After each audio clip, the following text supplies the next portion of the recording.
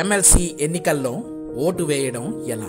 MLC ఎన్నికలకు సంబంధించిన polling మార్చి 13వ తేదీ సోమవారం ఉదయం 8 గంటల నుండి సాయంత్రం 4 గంటల వరకు జరుగుతుంది. ఓటు వేసేందుకు ఎలక్షన్ కమిషన్ సూచించిన ఓటరు గుర్తింపు కార్డును తీసుకువెళ్ళండి. మీకు ఇచ్చిన బ్యాలెట్ పేపర్లో ఎలాంటి గుర్తులు ఉండవు. కేవలం అభ్యర్థుల పేర్లు మరియు ఫోటోలు మాత్రమే ఉంటాయి.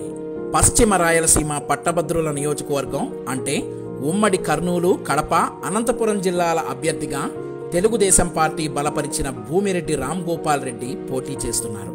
బ్యాలెట్ పేపర్లో భూమిరెడ్డి రామ్ గోపాల్ రెడ్డి గారి పేరు సీరియల్ నెంబర్ 1లో రాయబడి ఉంటుంది.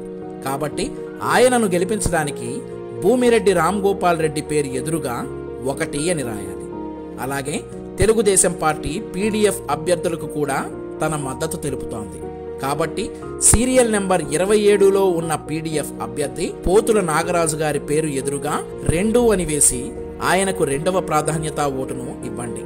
ముఖ్యంగా గుర్తుంచుకోవాల్సింది ఏంటంటే 1వ నెంబరు వేయకుండా 2, 3 అని నెంబర్లు వేస్తే ఆ ఓటు చెల్లదు. 1వ నెంబరు తప్పనిసరిగా వేయాలి. ఆ తర్వాత 2, 3 వేసుకోవచ్చు.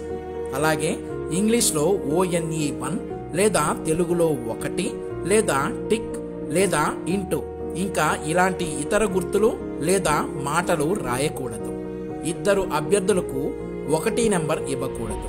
అలాగే 2 అభ్యర్థుల పేర్లకు మధ్యలో 1 నెంబర్ వేయకూడదు. మరో ముఖ్యమైన విషయం ఏమంటే బ్యాలెట్ పేపర్ను మొదట నిలువుగా మడిచి ఆ తర్వాతనే మిగతా మడతలు వేయాలి. మడిచిన బ్యాలెట్ పేపర్ను ఇలా బాక్సులో వేయాలి.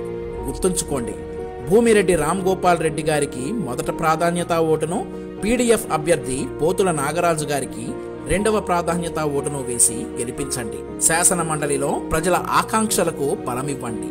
అరాచక విధ్వంసకర వైసీపీని ఇంటికి పంపడానికి మొదటి అడుగు పడనివ్వండి.